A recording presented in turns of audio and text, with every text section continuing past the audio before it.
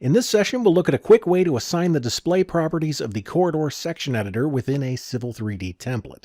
On my screen, I have a sample drawing that contains a corridor model.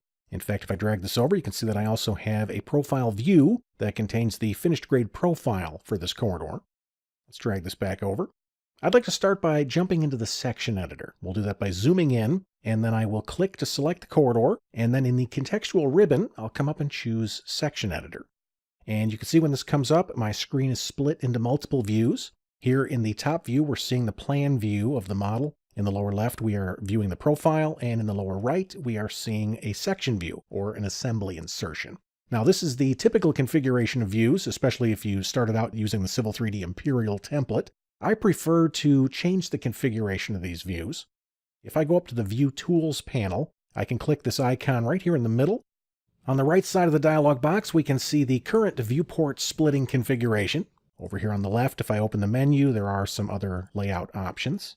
I'm going to go back to 3 above. That's where we started. Using these menus to the right, I can control what view displays in each viewport. Currently, the plan view is here in number 1. Viewport 2 contains the profile, and then the section is over here in viewport 3. I would like to have the section view on top. Let's put the plan view in the lower left and the profile view in the lower right. Let's click OK.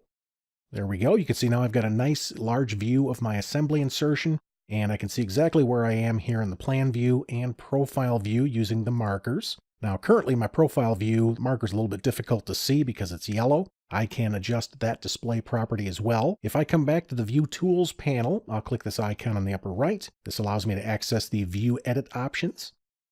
If I drag this down, you can see there are settings that control the display properties of just about everything in the section editor. I'm going to come down to Profile View Slider Color, and I will click the color selector, and we'll make this blue for right now. Let me click OK and OK.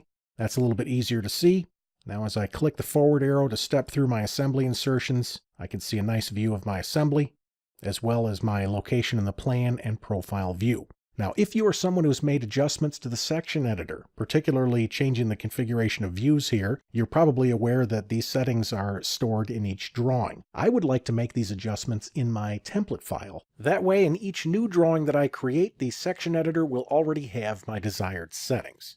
Now, at first glance, this may seem a little more complicated than it has to be. That's because I needed a corridor in order to access those settings. In reality, the corridor isn't necessary. Let's take a look. I'm going to click the X to close the section editor, and then I'll come up to the Quick Access toolbar. We'll click the Open button. I'll change my files of type here to DWT. This shows me the templates on my system.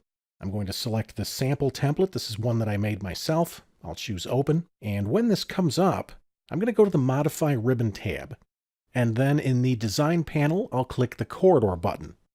Even though I don't have a corridor in the drawing, it is acting as though I have a corridor selected. From here, in the contextual ribbon, I'll click the lower half of the section editor icon. Notice I have access to those same 2 dialog boxes. We will edit the viewport configuration first. From here, I am going to put my section view on top. We'll put the plan view in the lower left and the profile view in the lower right. Let me click OK. I will then come back and we'll go to the View Edit options. From here, I have access to all of those display properties. Let me choose the Profile View Slider Color. I'll click the color selector and we'll make this blue. I'll click OK. Note that we could make other adjustments here if we wanted to. When I'm finished, I'll click OK. And when I save this template file, every new drawing created using this template will have my desired section editor settings. So when it comes to controlling the appearance of the corridor section editor, we don't have to go digging through the command settings in the tool space to find what we need. For the fastest access to these properties, simply use the Modify Corridor option. Would you like to explore other Autodesk infrastructure ideas and workflows? If so, please visit the Civil Immersion blog by scanning the QR code or by following the URL listed below.